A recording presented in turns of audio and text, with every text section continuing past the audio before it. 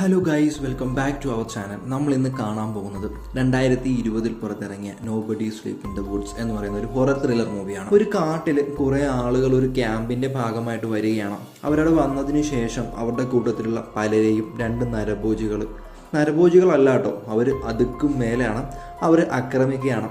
അവർ പലരെയും അവർ കൊന്നു തിന്നുന്നു. ഈ നരഭോജികൾ എങ്ങനെയാണ് അവിടെ എത്തപ്പെട്ടത്, അവരുടെ കയ്യിൽ നിന്നും ഈ ആളുകൾക്ക് രക്ഷപ്പെടാൻ സാധിക്കുമോ എന്നതിനെ കുറിച്ചൊക്കെ പറയുന്ന ഒരു കിടിലൻ കഥയാണ്. നമുക്ക് ഒരുപാട് വലിച്ചു നീട്ടാതെ തന്നെ വീഡിയോയിലോട്ട് പോകാം.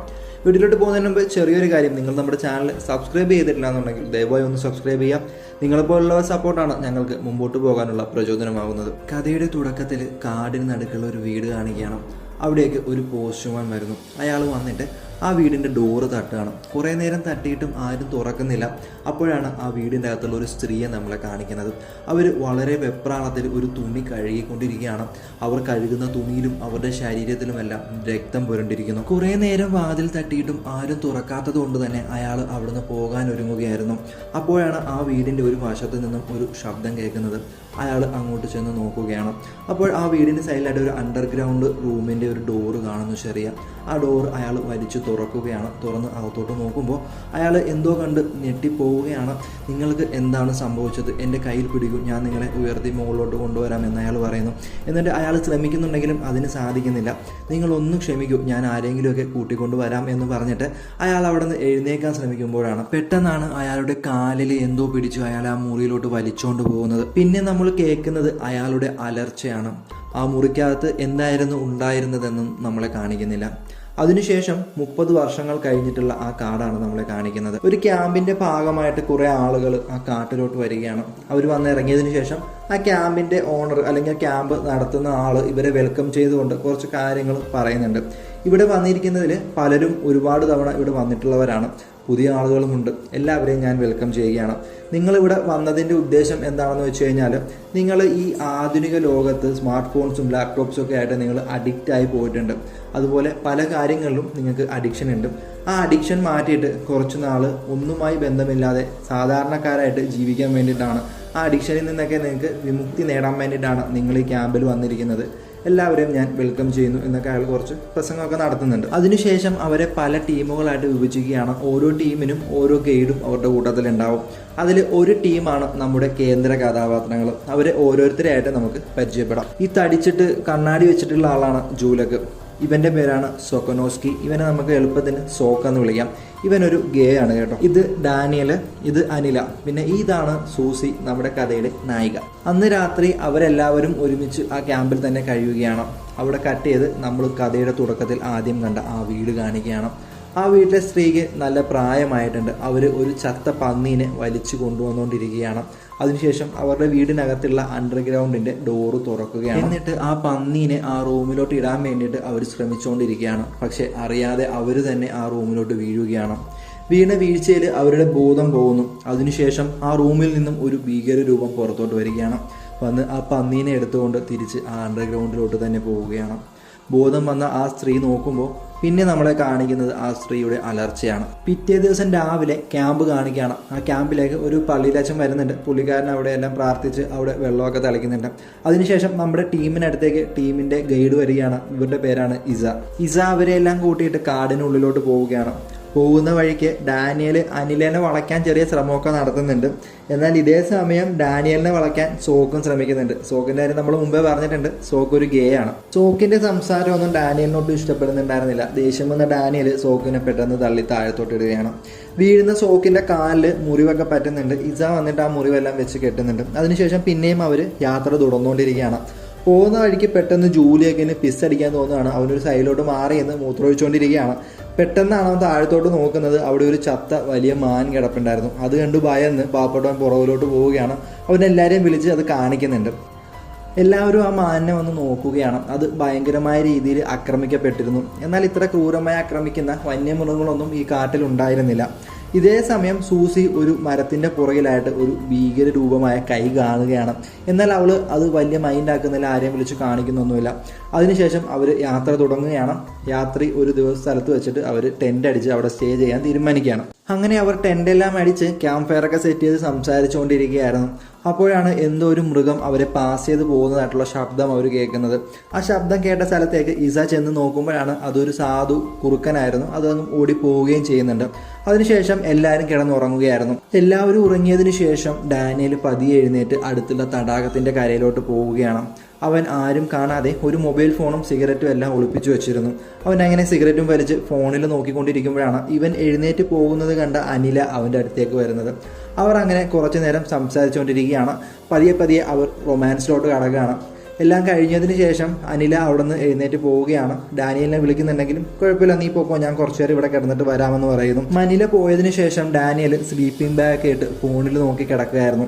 അവൻ്റെ അടുത്തേക്ക് ഭീകരരൂപിയായ ഒരു മനുഷ്യൻ വരികയാണ്. അവനെ കണ്ട് ഇവൻ ഭയന്ന് ഓടാൻ ശ്രമിക്കുന്നതിന് മുമ്പ് തന്നെ ഒരു പൂച്ചക്കുഞ്ഞിനെ ചാക്കിലാക്കി എടുക്കുന്നത് പോലെ ഡാനിയലിനെ അവൻ ആ സ്ലീപ്പിംഗ് ബാഗിലിട്ട് പൊക്കിയെടുക്കുകയാണ്. ആ ബാഗിൽ കിടന്നുകൊണ്ട് അവൻ രക്ഷപ്പെടാൻ വേണ്ടി അലറുകയും ഇളകുകയൊക്കെ ശ്രമിക്കുന്നുണ്ട്. ഇത് കണ്ട ആ ഭീകര രൂപം അവനെ ഒരു മരത്തിലോട് ചേർത്ത് വെച്ച് 5-6 അടി അങ്ങ് അടിക്കുകയാണ്. എങ്ങനെയാണെന്ന് വെച്ച് കഴിഞ്ഞാൽ നമ്മുടെ നാട്ടിൽ നെല്ല് തല്ലെന്ന് കണ്ടിട്ടുണ്ട് നിങ്ങൾ, അതുപോലെ അവനെ ചറപ്പറാന്ന് 4-5 അടി 2-3 അടി അടിക്കുമ്പോൾ തന്നെ ഡാനിയലിൻ്റെ അനക്കം നിലയ്ക്കുകയാണ്. അതിനുശേഷം ആ രൂപം അവനെ തോളത്തിട്ടുകൊണ്ട് നടന്നകലുകയാണ്. പിറ്റേ ദിവസം രാവിലെ ഡാനിയലിനെ കാണാതെ അവരെല്ലാവരും അവിടെ അന്വേഷിച്ചുകൊണ്ടിരിക്കുകയാണ്.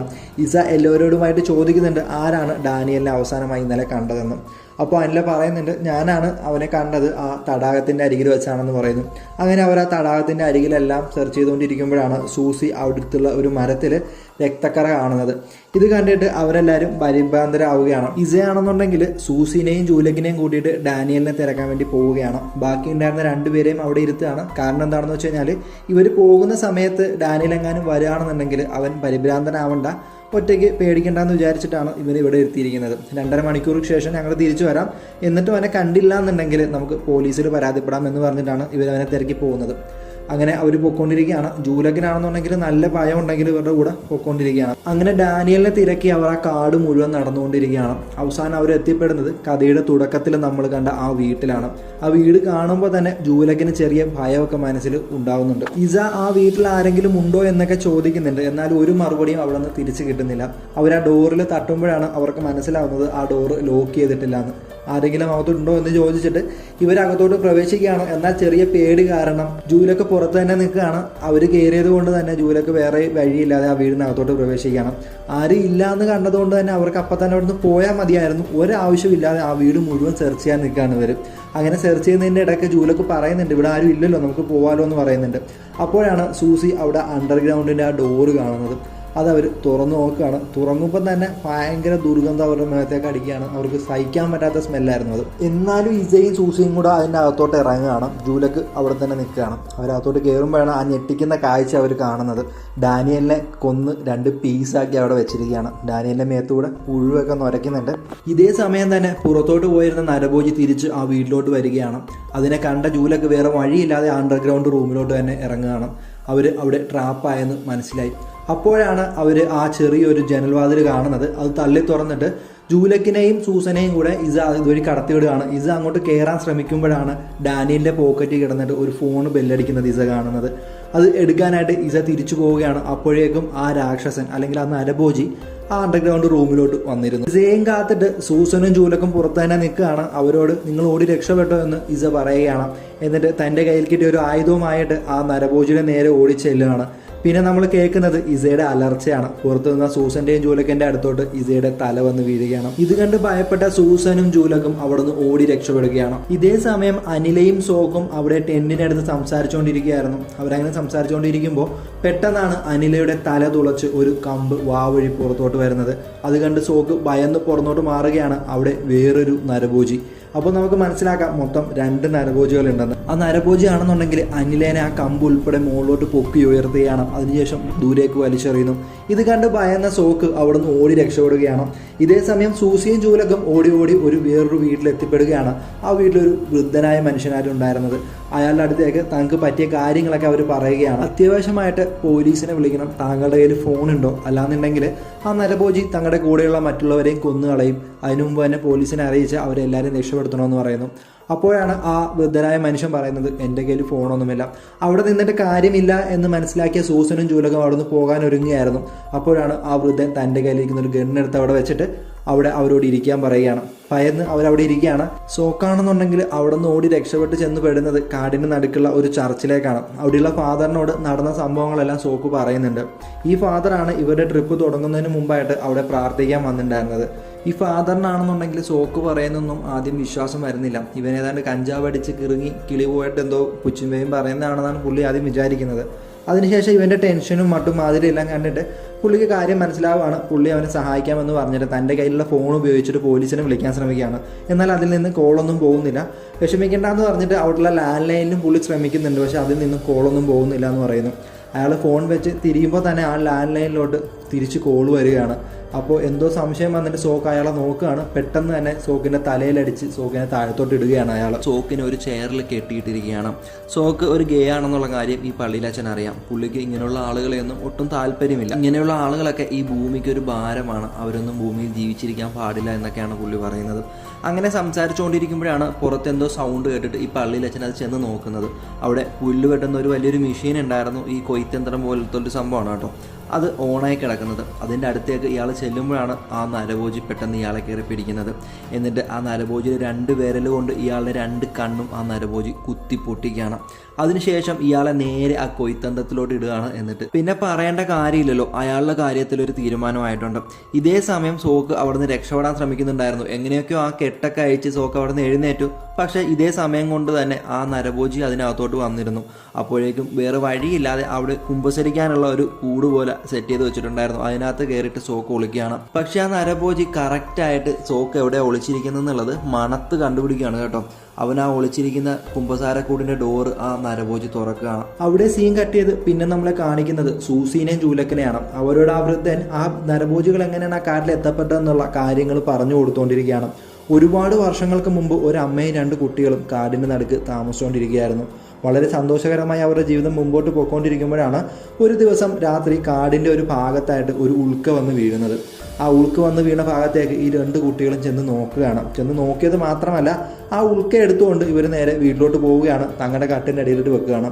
അന്ന് രാത്രി അവരവിടെ കിടന്ന് ഉറങ്ങുകയാണ്. ഉറങ്ങി ഒരുപാട് രാത്രി ആയതിനു ശേഷം ആ കട്ടിനടിയിൽ നിന്ന് എന്തോ സൗണ്ട് കേട്ടിട്ട് ആ കുട്ടികളിൽ ഒരാൾ അത് എത്തി നോക്കുകയാണ്. പെട്ടെന്നാണ് കാണുന്നത് ആ ഉൽക്കയ്ക്കകത്ത് നിന്ന് എന്തോ ഒരു ദ്രാവകം പോലുള്ളൊരു വസ്തു. സത്യത്തിൽ ഇത് നമ്മുടെ വെനം സിനിമയിൽ കാണിക്കുന്ന ഒരു സംഭവം തന്നെയാണ് കേട്ടോ. ആ വെനം പോലുള്ളൊരു സംഭവമാണ് ഇതും. ആ വെനം പോലുള്ളൊരു സംഭവം ഈ 2 കുട്ടികളുടെ ശരീരത്തോട്ട് കയറുകയാണ്. പിറ്റേ ദിവസം രാവിലെ നമ്മളെ കാണിക്കുന്നത് ആ കുട്ടികളെ തിരക്കി അവരുടെ റൂമിലോട്ട് വരുന്ന അവരുടെ അമ്മേനെയാണ്.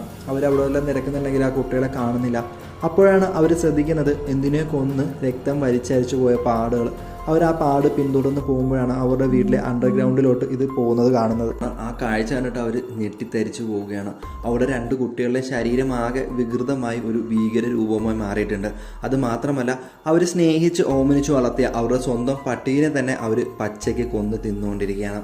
ഇവരെ കണ്ടതും ഇവരെ ആക്രമിക്കാനായിട്ട് അവർ മുകളിലോട്ട് കയറി വരികയാണ്. പെട്ടെന്ന് തന്നെ അവർ അണ്ടർഗ്രൗണ്ടിൻ്റെ ഡോർ അടയ്ക്കുകയാണ്. എന്നിട്ട് ചങ്ങല കൊണ്ട് ആ ഡോറ് ബന്ധിക്കുകയാണ്.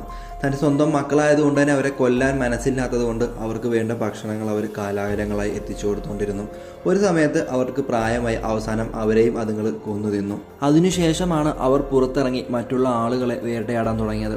ഇത്രയും പറഞ്ഞുകൊണ്ട് ആ വൃദ്ധനായ മനുഷ്യൻ അവരോട് പറയുന്നുണ്ട്, നിങ്ങൾക്ക് വേണമെങ്കിൽ ഇവിടെ സ്റ്റേ ചെയ്യാം, എൻ്റെ കയ്യിൽ ഭക്ഷണമുണ്ട്, എൻ്റെ കയ്യിൽ തോക്കുണ്ട്, നിങ്ങളെ ഞാൻ സംരക്ഷിക്കാമെന്ന് പറയുന്നു. ജൂലക്കിന് അത് സമ്മതമായിരുന്നു. എന്നാൽ സൂസിക്ക് വേറെന്തോ പ്ലാനൊക്കെ ഉണ്ടായിരുന്നു. അങ്ങനെ സൂസി ജൂലക്കിനെയും വിളിച്ചുകൊണ്ട് പുറത്തോട്ട് പോവുകയാണ്. അവരങ്ങനെ കാട്ടിലൂടെ നടന്നുകൊണ്ടിരിക്കുകയാണ്. എന്നിട്ട് ജൂലക്ക് സൂസിനെ പിടിച്ചു നിർത്തിയിട്ട് ചോദിക്കുന്നുണ്ട്, എന്താണ് നിന്റെ ഉദ്ദേശം, നീ അങ്ങോട്ടാണ് പോകുന്നതെന്നൊക്കെ. അപ്പോഴാണ് സൂസി പറയുന്നത്, നമ്മൾ നേരെ പോകുന്നത് ആ വീട്ടിലോട്ട് തന്നെയാണ്. അവിടെ ഡാനിയലിൻ്റെ പോക്കറ്റിൽ ഒരു ഫോണുണ്ട്. ആ ഫോൺ നമുക്ക് കൈക്കലാക്കാൻ സാധിക്കുകയാണെന്നുണ്ടെങ്കിൽ നമുക്ക് പോലീസിനെ വിളിക്കാൻ സാധിക്കും. അങ്ങനെയാണെന്നുണ്ടെങ്കിൽ നമുക്ക് മറ്റുള്ളവരുടെ ജീവനും കൂടി രക്ഷപ്പെടുത്താം. അല്ലാന്നുണ്ടെങ്കിൽ നമ്മളും അവരും എല്ലാം മരണപ്പെടുമെന്ന് പറയുന്നു. അവർ അങ്ങനെ ആ വീട്ടിൽ ചെല്ലുകയാണ്. എന്നിട്ട് ആ ചെറിയ വാതിലിലൂടെ അണ്ടർഗ്രൗണ്ട് അകത്തോട്ട് നോക്കുകയാണ്. അപ്പോഴവർ കാണുന്നത് ഡാനിയലിൻ്റെ കൈ ആ നരഭോജി വെട്ടിയെടുത്തിട്ട് കടിച്ച് തിന്നുകയാണ്. ഏതാണ്ട് ചിക്കൻ ഫ്രൈ കടിച്ച് തിന്നുന്ന പോലെയാണ് കേട്ടോ. ഇത് കണ്ട് അവരവിടെ നിന്ന് മാറി നിൽക്കുകയാണ്. എന്നിട്ട് സൂസി ജൂലക്കിനോട് പറയുന്നുണ്ട്, അവൻ അതിനകത്ത് തന്നെ ഉണ്ട്, അത് പോയതിന് ശേഷം നമുക്കകത്ത് കയറാം, അതുവരെ നമുക്കിവിടെ വെയിറ്റ് ചെയ്യാമെന്ന് പറയുന്നുണ്ട്.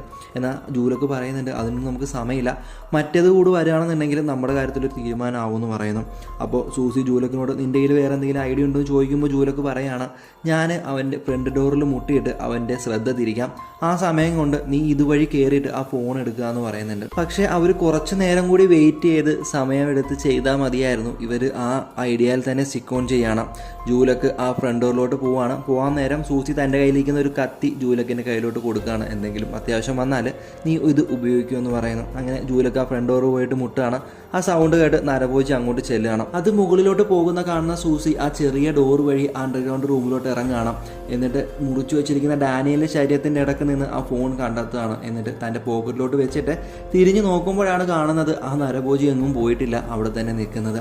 അതിനെ കണ്ടപാടെ ഇവൾ ഭയന്ന് ആ ചെറിയ ഡോറിലോട്ട് വലിഞ്ഞ് കയറി രക്ഷപ്പെടാൻ ശ്രമിക്കുന്നുണ്ടെങ്കിലും അവളുടെ കാലിൽ പിടിച്ച് ആ നരഭോജി വലിച്ച് താഴത്തോട്ട് ഇടുകയാണ്. എന്നിട്ട് ഒരു കൈ കൊണ്ട് അവളുടെ കഴുത്തിൽ പിടിച്ച് അവളെ മുകളിലോട്ട് ഉയർത്തുകയാണ്. എന്നിട്ട് അവളെ ഇങ്ങനെ മണത്ത് നോക്കുന്നുണ്ട് കേട്ടോ. കഴുത്തു മുറിയത് കൊണ്ട് തന്നെ സൂസിക്ക് ശ്വാസം കിട്ടുന്നില്ല. അവളിങ്ങനെ കിടന്ന് പിടയ്ക്കുകയാണ്. പെട്ടെന്നാണ് ജൂലക്ക് അകത്തോട്ട് വന്നിട്ട് തൻ്റെ കത്തി ഉപയോഗിച്ചിട്ട് അവൻ്റെ മുതുകത്തിട്ട് കുത്തുന്നത്. ആ കുത്തു കിട്ടിയ വേദനയിൽ സൂസിക്കിട്ട് ഒരൊറ്റ അടി കൊടുക്കുകയാണ്. സൂസി ബോധം കെട്ട് താഴെ വീഴുകയാണ്. എന്നിട്ട് അവൻ ജൂലക്കിൻ്റെ കഴുത്തിൽ കയറി പിടിക്കുകയാണ്. എന്നിട്ട് ആ കുത്തിയ കത്തി വലിച്ചൂരിയിട്ട് ജൂലക്കിൻ്റെ വയറ്റിലിട്ട് കുത്തുകയാണ്. അവൻ്റെ കഴുത്തിൽ മുറുക്കി പിടിച്ചിട്ട് അവൻ്റെ വായിൽ കടിക്കുകയാണ്. എന്നിട്ട് അവൻ്റെ നാക്ക് കടിച്ചു വലിച്ച് പുറത്തോട്ട് എടുക്കുകയാണ്. അതിനുശേഷം പിന്നെ നമ്മളെ കാണിക്കുന്നത് കുറേ നേരത്തിനു ശേഷം ബോധം തെളിയുന്ന സൂസിനെയാണ്. സൂസിനെ അവൻ ഒന്നും ചെയ്തിട്ടില്ല, ചങ്ങല കൊണ്ട് കെട്ടിയിട്ടിട്ട് മാത്രമേ ഉള്ളൂ. ഇന്നത്തേക്കുള്ള ഫുഡ് ആയതുകൊണ്ട് നാളത്തേക്ക് എടുക്കാൻ വേണ്ടിയിട്ടായിരിക്കണം അങ്ങനെ ചെയ്തിട്ടുണ്ടാവുക. സൂസി കാണുന്ന കാഴ്ച എന്ന് പറയുന്നത് വേദന കൊണ്ട് പുളയുന്ന ജൂലക്കിനെയാണ്. പെട്ടെന്ന് തന്നെ സൂസി തൻ്റെ പോക്കറ്റിൽ ഉണ്ടായിരുന്ന ആ മൊബൈൽ ഫോൺ എടുക്കുകയാണ്. എന്നിട്ട് അത് ഓപ്പൺ ആക്കാൻ ശ്രമിക്കുന്നുണ്ടെങ്കിലും അവൾക്കത് സാധിക്കുന്നില്ല, കാരണം അത് ലോക്കായിരുന്നു. അവൾ അവിടുന്ന് ഡാനിയലിൻ്റെ ഒരു കൈ കണ്ടെടുക്കുകയാണ്. എന്നിട്ട് അത് ഉപയോഗിച്ചിട്ട് ആ ലോക്ക് തുറക്കുകയാണ്. പക്ഷെ നിർഭാഗ്യം എന്ന് പറയട്ടെ, ആ ഫോണ് ഓഫായി പോവുകയാണ്. അവർ ഇത്രയും കഷ്ടപ്പെട്ടത് വെറുതെ ആയി പോയിരിക്കുന്നു. ഈ സമയത്ത് ജൂലക്ക് വേദന കൊണ്ട് പുളയുകയാണ്. അവൾ നേരെ ജൂലക്കിൻ്റെ അടുത്തോട്ട് വരികയാണ്. എന്നിട്ട് വേദന സഹിക്കാനാവാതെ ജൂലക്ക് അവളോട് പറയുന്നുണ്ട്. പക്ഷെ ജൂലക്കിന് സംസാരിക്കാൻ പറ്റത്തില്ല കേട്ടോ. അവൻ എങ്ങനെയൊക്കെ അവളോട് പറഞ്ഞു കൊടുക്കുന്നുണ്ട്, എന്നെ ഒന്ന് കൊന്നു കളഞ്ഞേക്കെന്ന്. അവൾ ആദ്യമൊക്കെ അത് പറ്റില്ല എന്ന് പറയുന്നുണ്ടെങ്കിലും അവൻ്റെ ആ വേദന കണ്ടു നിൽക്കാൻ പറ്റാതെ അവൾ തന്നെ ജൂലക്കിനെ കൊല്ലുകയാണ്.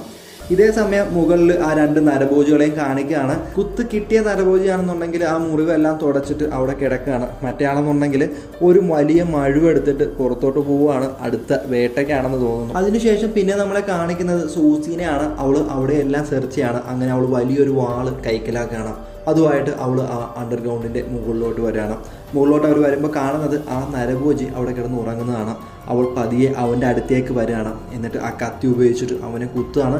ഒന്നും രണ്ടും കുത്തൊന്നുമല്ല, ചറ പറ കുത്തുകയാണ്. അങ്ങനെ അവൾ അതിനെ കൊല്ലുകയാണ്. അതിനുശേഷം അവൾ പുറത്തോട്ട് ഇറങ്ങി ഓടി രക്ഷപ്പെട്ടുകൊണ്ടിരിക്കുകയാണ്. അവിടെ കട്ട് ചെയ്ത് പിന്നെ നമ്മളെ കാണിക്കുന്നത് നമ്മൾ കണ്ട ആ വൃദ്ധൻ്റെ വീടാണ്. ആ വൃദ്ധൻ്റെ വീടിൻ്റെ ഡോറിൽ ആരും ഭയങ്കരമായി തട്ടുന്ന സൗണ്ട് കേൾക്കുന്നു. അത് ആ നരഭോജി ആയിരിക്കുമെന്ന് കരുതിയിട്ട് അയാൾ ആ ഡോറ് നോക്കി ഉന്നം വെച്ച് ഷൂട്ട് ചെയ്യുകയാണ്. അതിനുശേഷം ആ ഡോറ് തുറന്നു നോക്കുമ്പോൾ കാണുന്നത് നമ്മുടെ സോക്കായിരുന്നു. എങ്ങനെയോ ആ മറ്റേ നരഭോജിയുടെ കയ്യിൽ നിന്ന് ഓടി രക്ഷപ്പെട്ട സോക്ക് രക്ഷപ്പെടാനായിട്ടാണ് ആ വീട്ടിലോട്ട് വന്നിട്ടുണ്ടായിരുന്നത്. പക്ഷെ അവനെ അയാൾ വെടിവെച്ച് കൊന്നിരുന്നു. അവിടെ കട്ടിയത് പിന്നെ നമ്മളെ കാണിക്കുന്നത് കാടിൻ്റെ നടുക്ക് ഒരു പോലീസ് കാറാണ്. അതിലൊരു പോലീസുകാരൻ ഇരിപ്പുണ്ട്. പെട്ടെന്നാണ് അവിടേക്ക് സൂസി ഓടി വരുന്നത്. എന്നെ രക്ഷിക്കണം, എന്നെ രക്ഷിക്കണം. വേറെ നമുക്ക് പറയാൻ സാധിക്കുന്നില്ല. ആ ഓടി വന്ന കിതപ്പിലും പേടിയിലും ഭയത്തിലും ഒക്കെയാണ്.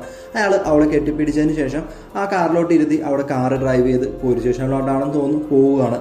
പോകുന്ന വഴിക്ക് എന്തിനെയോ ആ കാറ് തട്ടുകയാണ്. ആ കാറ് തട്ടിയത് കൊണ്ട് തന്നെ അയാൾ ആ കാറ് നിർത്തിയിട്ട് എന്താണെന്ന് നോക്കാൻ പോവുകയാണ്. അപ്പോഴാണ് സൂസി തിരിഞ്ഞു നോക്കുന്നത്. അത് ആ നരഭോജിയായിരുന്നു. അവൾ ആ കാറിൻ്റെ അകത്തിരുന്ന് പറയുന്നുണ്ട്, സാറേ പോവരുത് പോവരുത്, അപകടമാണ് എന്നൊക്കെ പറയുന്നുണ്ടെങ്കിലും കാറിൻ്റെ ഗ്ലാസ് എല്ലാം അടച്ചു വെച്ചതുകൊണ്ട് തന്നെ അയാൾ ഒന്നും തന്നെ കേൾക്കുന്നുണ്ടായിരുന്നില്ല.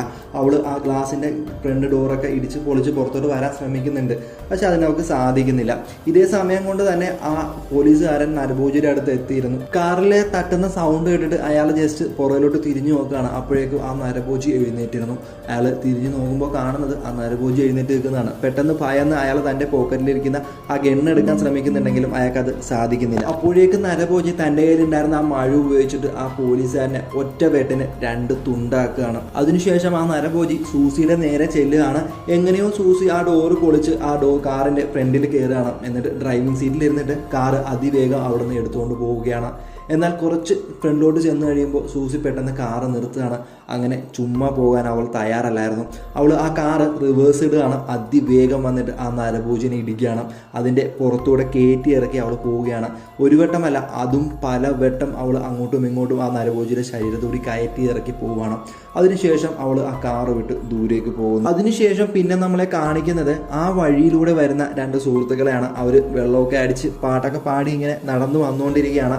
അപ്പോഴാണ് ദൂരത്തായിട്ട് എന്തോ അനങ്ങുന്നതായിട്ട് അവർ കാണുന്നത്. അതിൻ്റെ അടുത്തോട്ട് അവർ ചെന്ന് നോക്കുകയാണ്. അത് വേറൊന്നുമല്ലായിരുന്നു, ആ നരഭോജിയായിരുന്നു. അത് മരിച്ചിട്ടില്ല. അത് വളരെ കൂളായിട്ട് ഒന്നും സംഭവിക്കാത്ത പോലെ അവിടെ നിന്ന് എഴുന്നേറ്റ് നിൽക്കുകയാണ്. പിന്നെ ആ രണ്ട് ആൾക്കാരുടെ കാര്യം പറയേണ്ടതില്ലല്ലോ. അവിടെ കട്ടിയത് പിന്നെ നമ്മളെ കാണിക്കുന്നത് ആ നരഭോജികളുടെ വീടാണ്. അവിടെ സൂസി ആദ്യം കുത്തി കൊന്ന ആ നരഭോജിയും ഏതാണ്ട് ഉറക്കത്തിൽ നിന്ന് എഴുന്നേക്കുന്നത് പോലെ സാധാരണയായിട്ട് എഴുന്നേറ്റ് വന്നുകൊണ്ടിരിക്കുകയാണ്. ഇത്രയും കാണിച്ചുകൊണ്ട് ഇവിടെ ഈ സിനിമ അവസാനിക്കുകയാണ്. ഇതിൻ്റെ അടുത്ത പാർട്ട് ഇറങ്ങിയിട്ടുണ്ട്. ഇതിൻ്റെ എൻഡ് മനസ്സിലാവാത്തത് എന്തുകൊണ്ടാണ് ഇവർ മരിച്ചതെന്ന് നിങ്ങൾക്ക് മനസ്സിലായിട്ടില്ലെങ്കിൽ എനിക്ക് മനസ്സിലായ കാര്യം ഞാൻ നിങ്ങൾക്ക് പറഞ്ഞുതരാം. അവരുടെ ശരീരത്തിൽ കയറിയിരിക്കുന്ന ആ ഒരു വസ്തുവിൻ്റെ കഴിവുകൊണ്ടായിരിക്കണം ഇവരുടെ മുറിവുകളെല്ലാം ഉണങ്ങി ഇവർ മരണപ്പെടാത്തത്. വെനം സിനിമയിലും ഈ സെയിം സെറ്റപ്പ് തന്നെയാണ് നമ്മളെയും കാണിക്കുന്നത്. എന്തായാലും ഇതിൻ്റെ സെക്കൻഡ് പാർട്ട് ഇറങ്ങിയിട്ടുണ്ട്. നമ്മൾ ഉടനെ തന്നെ അത് നമ്മുടെ ചാനലിൽ ചെയ്യാൻ ശ്രമിക്കുന്നതാണ്, നിങ്ങളുടെ സപ്പോർട്ട് ഉണ്ടെങ്കിൽ മാത്രം. അപ്പോൾ എൻ്റെ പ്രിയപ്പെട്ട കൂട്ടുകാരോട് എനിക്ക് ഒന്നേ പറയാനുള്ളൂ, വഴിയെ കിടക്കുന്നതൊന്നും എടുത്ത് കട്ടിൻ്റെ അടി വെക്കരുത്, 8ൻ്റെ പണി കിട്ടും. അതിന് പകരം നമ്മുടെ ചാനൽ അങ്ങ് സബ്സ്ക്രൈബ് ചെയ്തേക്ക്. Thank you for watching. Keep supporting.